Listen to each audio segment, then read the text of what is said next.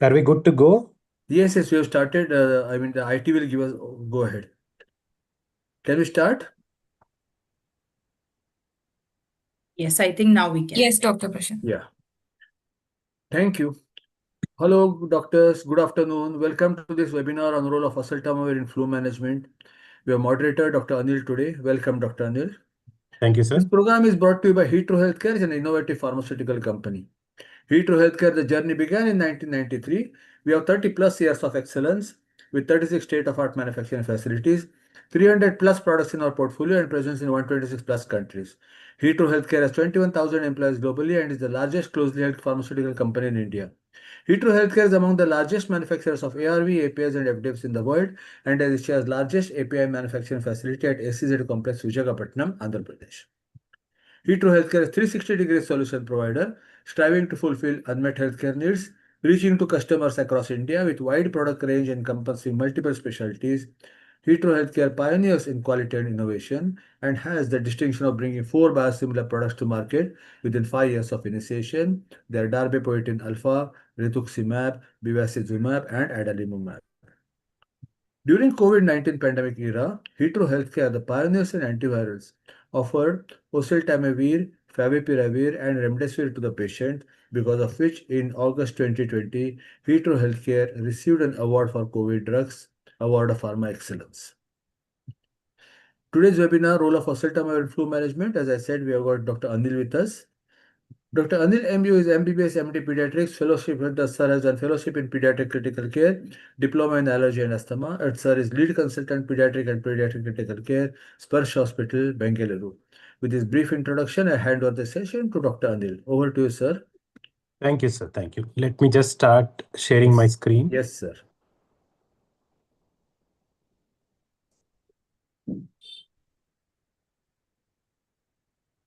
Hope the slides are visible, sir. Yes, sir. Yes, sir. Yeah. So a very good evening to everyone.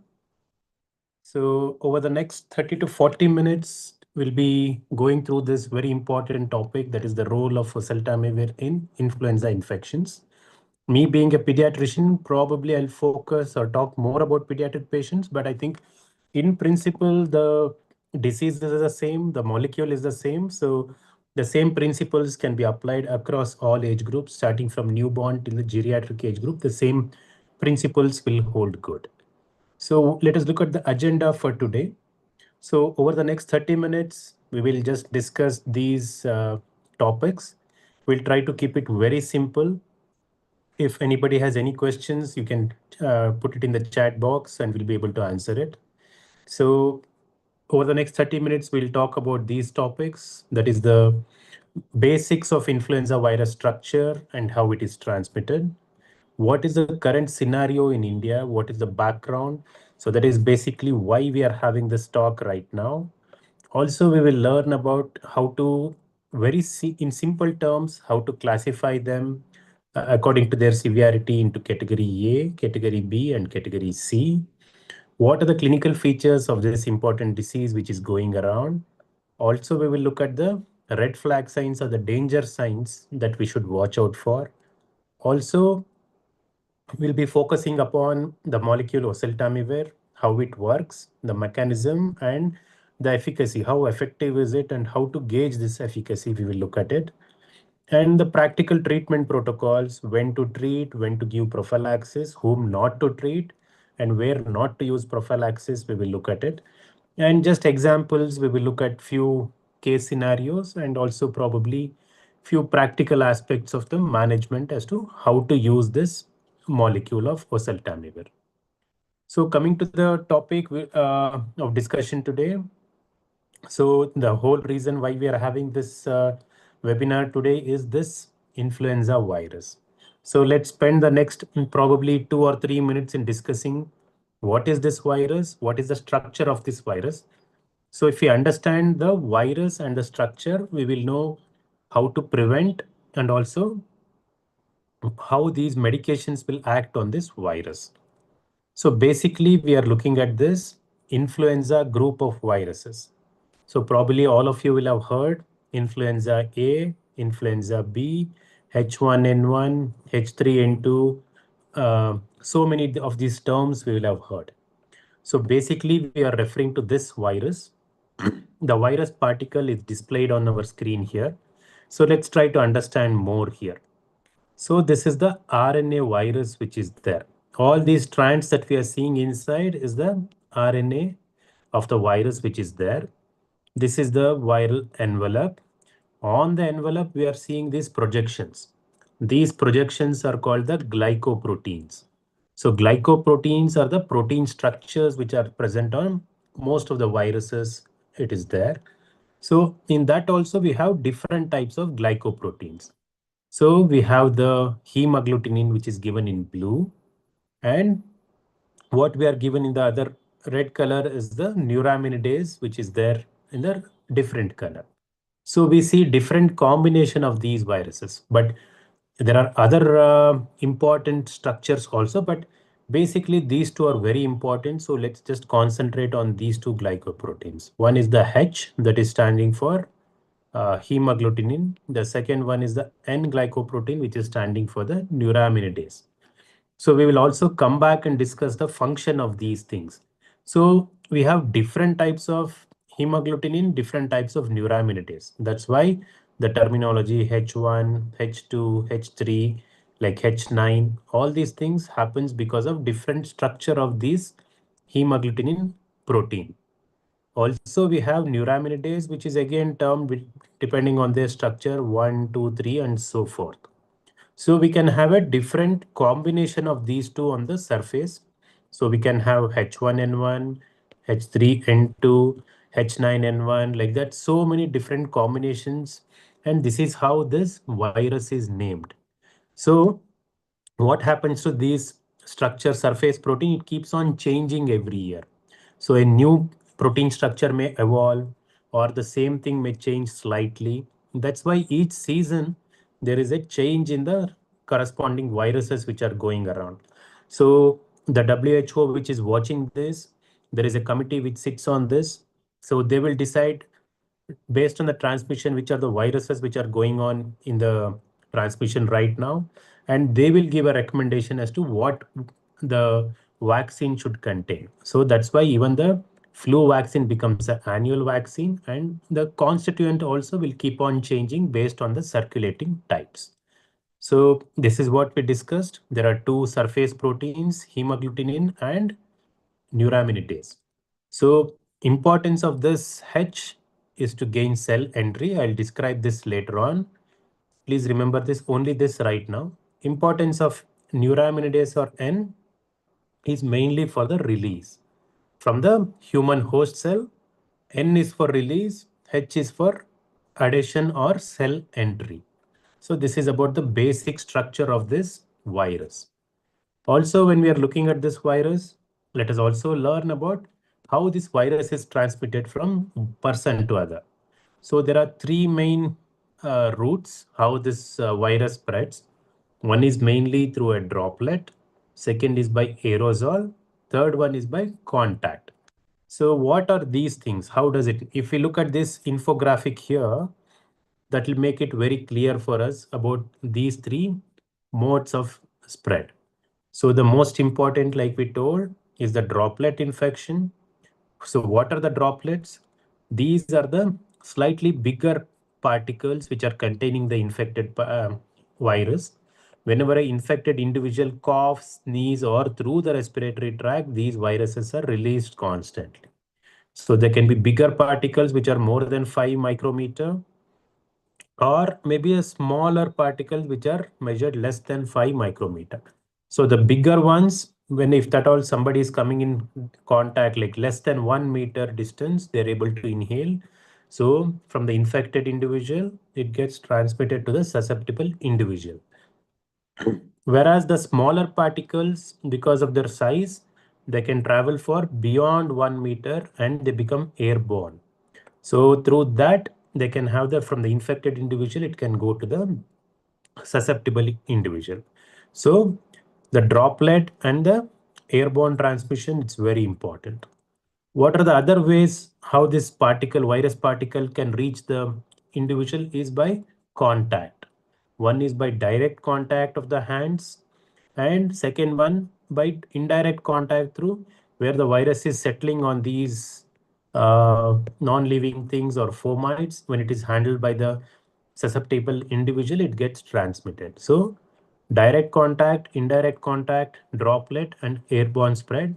So this is how the transmission happens. So by understanding this, we know what to do. One, use a mask here, maintain distance, maintain sanitation, clean all this surfaces.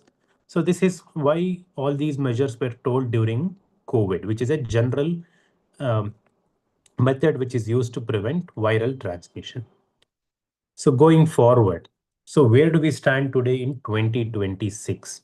So if you look at it, so there have been multiple virus varieties. I should say varieties, or these are the modifications of the glycoproteins which are there on the surface. So we call them by different names, H1N1, H2N2. So depending on the season and the circulating types, these things can be different.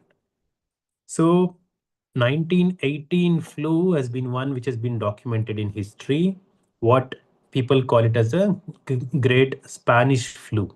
So this was caused because of H1N1 variant, and this caused lots of deaths and morbidity, mortality was there quite a bit because technology was not evolved, the treatment was not available. So people didn't know what was happening. So this flu virus exists as early as 1918 in medical history. This is documented as the Great Spanish Flu. So influenza virus has been in circulation for a long, long time.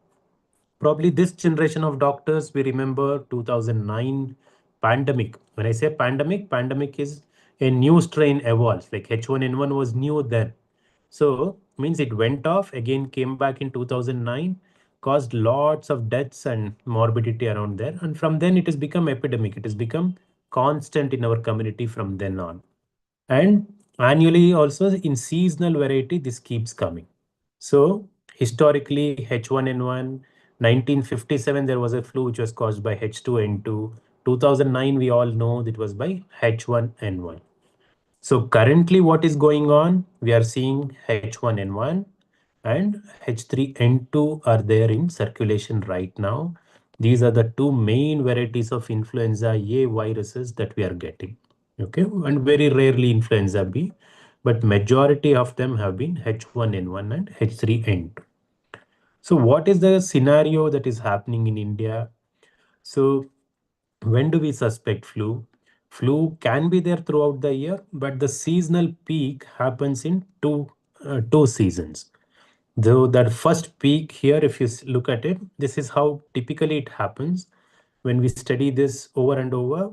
So the first peak happens in the monsoon season. Monsoon, when does it happen? June, July, it starts here in South India and then it progresses. So the first peak happens at the onset of the onset of the monsoon season. The first peak happens, and then slowly it will settle down. And again in the winter, January, February, there is a second peak which happens and comes down slowly. But constantly it is there in the community, but the peaks happen typically around monsoon and around winter. So same thing even in Bangalore, we go through these seasons.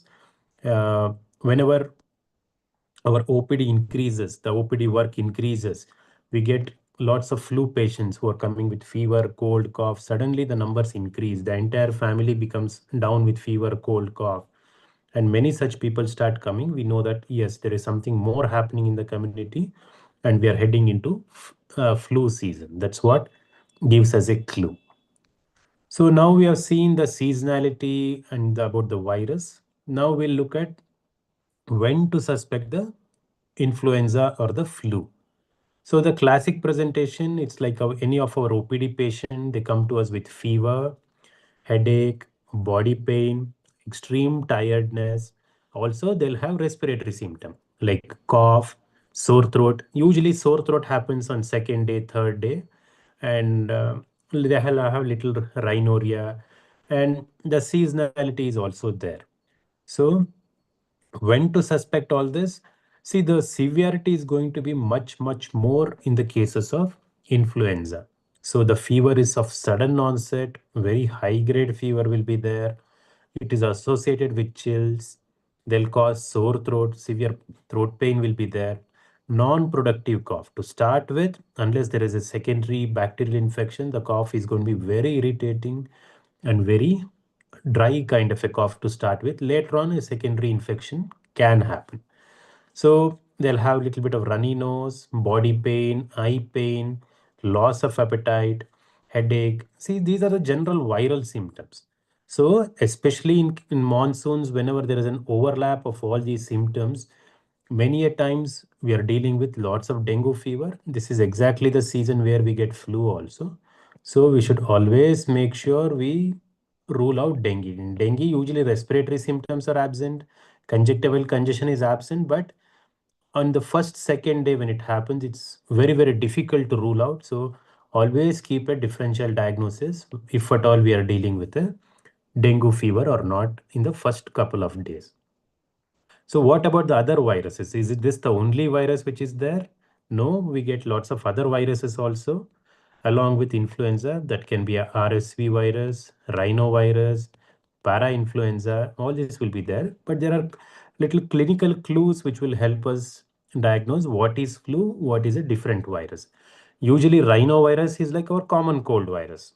So the fever is there is no fever or just a mild fever.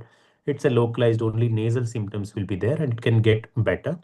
Very rarely, yes, rhinovirus also can cause complications, respiratory infections, lower respiratory infections, but numbers are less. RSV also we know can cause havoc, especially in small children. This is much more. Or the immunosuppressed RSV season gives lots of discomfort. Here, the onset is little gradual compared to influenza, and bronchiolitis kind of presentation can be there. Para-influenza virus, it's a different virus altogether. Even though there is influenza in the name, it's a different virus. It causes croup, that is stridor, and breathing difficulty in small children, and less of fever and systemic cause. Mainly, it causes croup kind of a presentation. So the exposure history, like anybody else in the family having a similar illness and all, gives us a very important clue in diagnosing flu as well as the other viral infections that we talked about. So this is in a nutshell about the clinical presentation of flu. So the severity of it can vary. So it can be a mild flu, a moderate kind of a symptom, and a severe symptom. So in the next few slides, we will look at how to classify this into category A, B, or C, or that is mild, moderate, and severe. How to classify, we will look at it in the next few slides. So like we discussed, there is Indian Academy of Pediatrics and also MOHFW, that's our Ministry of Health and Family Welfare, has given this very beautiful categorization of ILI. ILI means influenza-like illness. Anybody who is presenting with these symptoms of fever, sore throat, cough, body ache, headache. In some few patients, there can be diarrhea, vomiting. So these are the influenza-like symptoms. So they are broadly categorized as influenza-like illness because in our clinic, when they come to us, we don't have a diagnosis. We don't know what virus it is. So you make a syndromic diagnosis that this is looking more like ILI or influenza-like illness. But it's important to categorize them into mild, moderate, and severe. So what happens in the mild variety? The symptoms are less and there is no hospitalization that is required. These are the usual walking, talking, our OPD kind of patient. They come for fever. We manage them with symptomatic treatment, give paracetamol for fever, hydrate them well, and isolate them at home so that they don't go and spread to others. So this is a very simple management because this is a self-limiting illness. In 5 to 7 days, these patients will settle down on their own. So this is a self-limiting illness, but at the same time, we should make sure we tell them about the red flag signs. What is red flag signs are the danger signs, when to come back and see the doctor. If at all the symptoms are becoming severe, fever is not settling, breathlessness starts, tiredness, lethargy, a child is not able to drink, not able to speak, fast breathing develops, or any concern of the patient, please come back and check with us. This is very important that we educate the parents about these red flag signs. Always we tell them what are the red flag signs, when to come back. So if at all, even if nothing is there, better to check on them once in 48 to 72 hours to see how they are doing. Better to call them back in 2 to 3 days for a regular checkup. So this is about category A. So here, the most important thing is no need to treat them with oseltamivir. Okay, no specific antiviral medicine is not required. Also, testing is not required. So this is a category which settles on its own. This is the category A symptoms. Next, what if it is little bit more severe, or because of the uh, patient characteristic, the patient itself is in high risk. So in such situation, we categorize them into B1 symptoms and B2 symptoms. B1 is little bit more compared to category A symptoms. That is, the fever becomes very high, severe sore throat is there, they start developing respiratory distress or severe myalgia, lethargy, inability to eat. Anything is there, we categorize them as severe symptoms. So in B2, what happens? These are the high risk groups, irrespective of their symptoms, category A or B, that is the severity of symptoms. There are certain high risk groups, less than 2 year old, especially the ones who are less than 6 months old, but generally less than 2 year olds, small in the pediatric age group, or somebody having a chronic disease like asthma, COPD, cardiac issue, renal issue, liver problem, cancers. They're immunocompromised because they're taking other medicines, steroids, and all that. They have obesity, CNS problems. All these are already, because their health is compromised, they already become high risk groups. Here, what needs to be done? We should be extra careful. So majority of them may need to be hospitalized for general supportive care. And these are the patients where we start them on Oseltamivir empirically. Empirically means even before testing is done. Here testing is very much required, but even because it takes time to get the testing done and all that, first thing we do is to start them on empirical Oseltamivir, give them the supportive general care, and testing is indicated in category B kind of patients. So this is little bit more severe than the category A patients. So what is the category C? So as it is self-explanatory, these are the more serious patients or the critical patients or complicated patients, or the patients who have progressed from category A, they become category B, and then more problems are there, they will become category C or the severe cases. Here, they may have different problems. They can have a hemodynamic involvement like hypotension, shock. Directly, they'll need ICU care. So they have respiratory problem. They have a pneumonia. They can have a secondary infection. They have multi-organ involvement or CNS problem. Any of this will make them into category C or critical.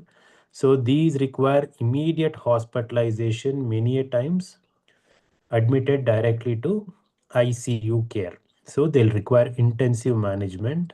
Here, needless to say, these patients should be immediately started empirically on oseltamivir, which is mandatory. And also here the testing is becomes mandatory. Always better to have a diagnosis. So here the testing needs to be done. Category B is still plus minus, but here definitely we go ahead and do testing. So that was about categorization, how to categorize the patients into category A, category B, and category C. We are talking so much about the molecule oseltamivir. So next few minutes, we will see how this works. So this is the human cell. Okay, this is the human cell cytoplasm. This is the virus particle which is coming here. So if you see here, there are multiple knob-like projections which are coming from the cell surface. These are the glycoproteins like we explained earlier. So there we have these red knobs over here, which is the hemagglutinin. The green scissor-like thing, which is looking, that is the neuraminidase. So they get attached to the human cell. They enter the cell. They go into the nucleus. They multiply multiple times. They reproduce using the human nucleus and the apparatus, and then multiple daughter cells are born like this. So after that, they are released. They are supposed to be released from the cell. So if you look at here, what is happening? So the green structure is very essential. This, if you look at this part of the uh, diagram, you see this, there is a green structure that is a neuraminidase which goes and cleaves, means it releases this virus into the circulation. But using these black dots, that is the oseltamivir molecule which is there, that is blocking this neuraminidase. So this cell is not getting released at all. So it is getting attached or getting locked with the infected cell, and these virus particles will get destroyed there only. Okay. So there is, even though there is viruses are made, they are not released into the system, so they can't go and infect the other new cells. So by using this oseltamivir, which is the neuraminidase inhibitor, so we are trapping the new viruses on the infected cell surface itself. So this is stopping the spread to neighboring cells. So as a result, what is happening? Symptom duration is reduced, complication risk is getting reduced, like pneumonia, organ failure and all, and sooner resolution is happening, and there is less viral shedding which is happening from the infected cell. So this is the advantage, and this is how beautifully oseltamivir is working over here. So this is, next slide is about the dosing. So please, in this slide, the takeaway message will be the treatment is usually for 5 days and the prophylaxis given for 10 days. Treatment is 2 times daily. This is prophylaxis is 1 time a day. Based on different weight, there are different dosages that are advised. So this is very important. Less than 15 kg, 30 milligram twice daily. 15 to 23 kg, 45 milligram twice daily. 23 to 40, 60 mg. More than 40 is like adult only, 75 milligrams twice daily. So this is very easily available on the net. We can always go through, but we should make sure we are giving it in the right concentration. So 12 milligrams per kg per ml is the strength of the syrup which is available. So please calculate it properly before dispensing the syrup for pediatric patients. And coming to the safety profile, we talked about the dosing for treatment and prophylaxis. What about the safety? So this molecule is generally very well tolerated. Usually we don't come across any problems. Even if there are some common problems like nausea and vomiting, these are self-limited problems. Means after 1 or 2 dosing, these problems will usually go away. So they can cause little abdominal discomfort and headache. So all these problems can be reduced when it is given with the food. Okay. So that is about the precautions we should take while giving the medication. Coming to what about the advice we are giving for precautions. Precaution is important for the patient also and for the treating personnel also. So the most important precaution for the patient and the healthcare facility people are to take the annual flu shot. This is very, very important and many a times neglected thing also. So please do not neglect. Please go ahead and take the annual flu vaccine, especially just before the monsoon season. If it is taken, it gives us the best protection. For the patient, what do we advise? Always wear a mask, keep a safe distance, because we already understood the droplet spread happens less than 1 meter. So try to stay at least a meter away from the infected person. Sneezing, to avoid the spread into aerosol, always sneeze into a folded arm. Frequently wash hands. And all, of course, we need to avoid the crowded and non-ventilated places. Special precautions as a healthcare practitioner, same thing, distance, always maintain a safe distance. Wear a proper personal protective equipment. Here, a simple face mask or N95 mask will definitely help us to keep ourselves safe. We should always keep our OPD very well ventilated with cross ventilation. Good light and air is very important. Follow a good infection control practices where the surfaces are all sanitized, cleaned, wiped on a daily basis. And washing hands regularly, especially between each patient, is very, very important measure. So, what practical problems we come across while treating the patients? We already saw that for category B and category C, oseltamivir is very much indicated.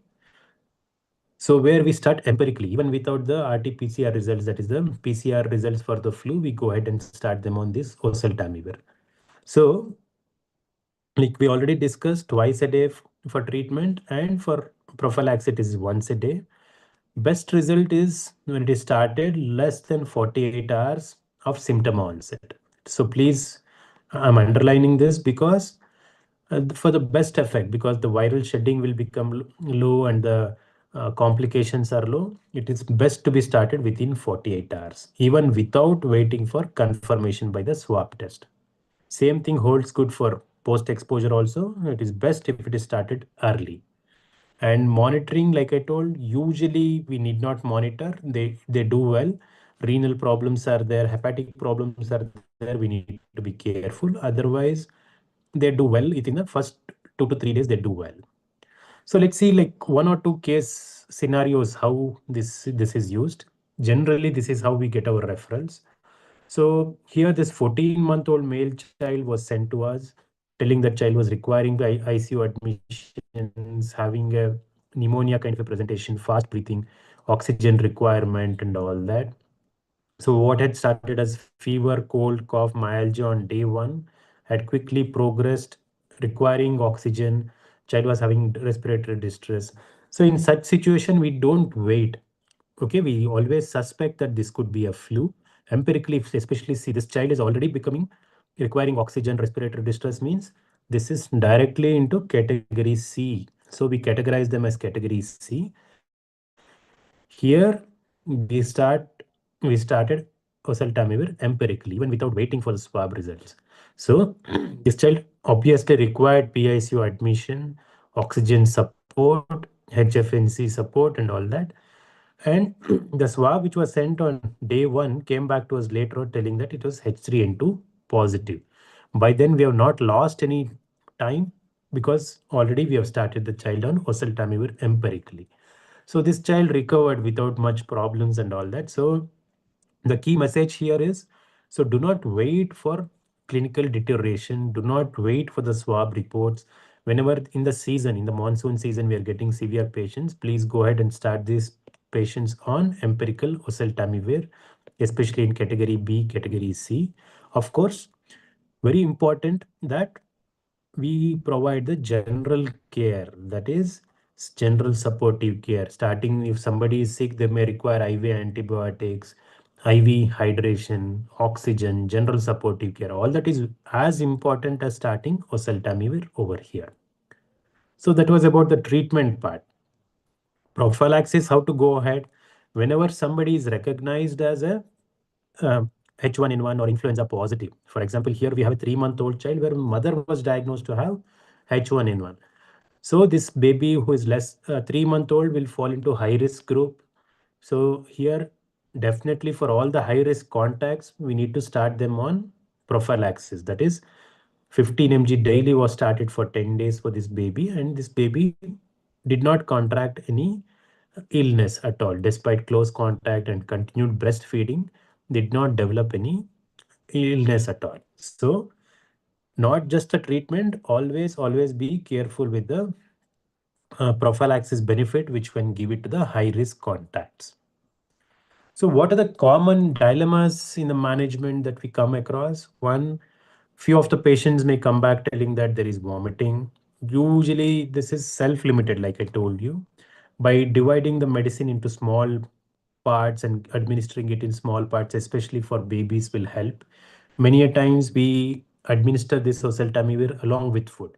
Sadly, here in India, only the oral form is available. IV is not available to consider IV dosing. Currently, the IV oseltamivir is not available.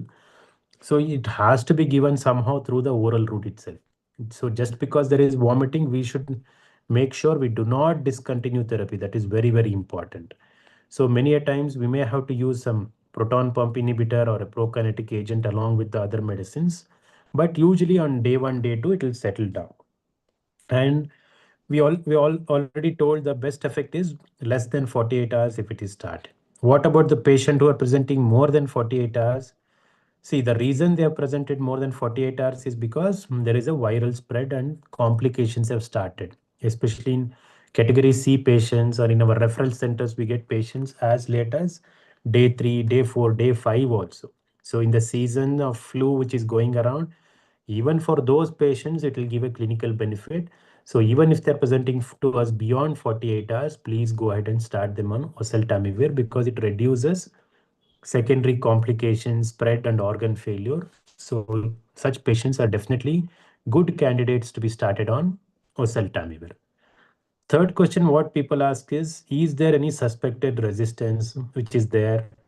So here, in vitro testing for viral antiviral resistance, currently it is not available and it's not practical also. But at the same time, we should make sure about the usage. Unnecessarily using should be avoided. So we should preserve our antibiotics as well as antivirals. So that's why in category A, which are self-limiting, we are not using it. And till now, clinically, oseltamivir gives a very good response by day 2, day 3 of usage, practical usage. We see that there is very good improvement at all. Um, Symptom will start coming down and all that. So please go ahead and use it.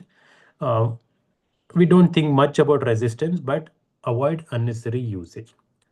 So from all the discussion we have had over the last 30, 40 minutes, so the clinical message that I want to give you is, so please recognize this illness as this. There is a changing scenario that is happening. The bacterial illnesses are coming down. There is a rise in these uh, viral illnesses which are going on. Flu has become like throughout the year it is there, but the peak seasons is in the monsoon season and in the winter season there is a peak. But throughout the year, these viral illnesses have become uh, throughout the year now. Sudden onset of fever, body ache, headache with respiratory symptoms gives us very high suspicion. We should empirically, especially for category B and C, we should start. Best if it is started within 48 hours, it will reduce the viral spread and also complications.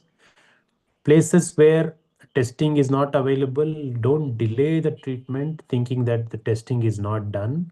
So here empirically in category B and C, we use the oseltamivir. Always give the appropriate weight based dosing. So remember or cross check each patient, please check the weight band and use the appropriate dosage. And prevention, always we should make sure we educate the patients about respiratory isolation, taking rest at home, isolating for 5 to 7 days. And for health professionals, personal protective equipment, hand hygiene definitely will go a long way. And also vaccination, we should not forget. Also, at the same time, treating is important. At the same time, treating the high risk contacts with prophylaxis is very, very important. So early recognition, that thinking, always think about that this could be a viral illness, this could be influenza group of viruses is important. And also starting the treatment early, that is less than 48 hours, is very important, which gives very better outcomes.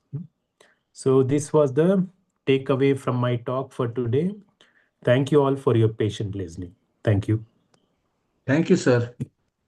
Thank you. It's very important that we diagnose this flu early, and it's very important that we need not wait for laboratory investigation. Wherever we doubt, especially category B and C, we initiate the treatment as soon as we can. Yes, sir. Yes. I mean, I'm sure this will help the audience, this will help the doctors. Thanks so much for taking time, sir, and addressing the doctors. And thanks all the doctors who took time and attended this webinar. I'm sure they have benefited out of this. One important thing, sir, is that flu is, I mean, it's a seasonal thing, but then it is also happening all around the year. At Correct, some correct, places, the peaks are happening in different times. So it's one correct. thing which we cannot really ignore today. And today's Yes. flu is becoming more virulent than yesterday's flu. Thanks once again, doctors who attended. Thanks, Payal. Thanks, Sanjana. Thanks, all the sales team, Vitro, for coordination. Thank you. Thank you, sir. Wish you a very pleasant evening. We can Yeah. stop, sir. Thank you. Thank you. Thank Thank you. Thank you so much, doctor. Thank you, sir. Bye. Bye. Thanks, Payal. Thank you. Thank you, sir. Bye bye.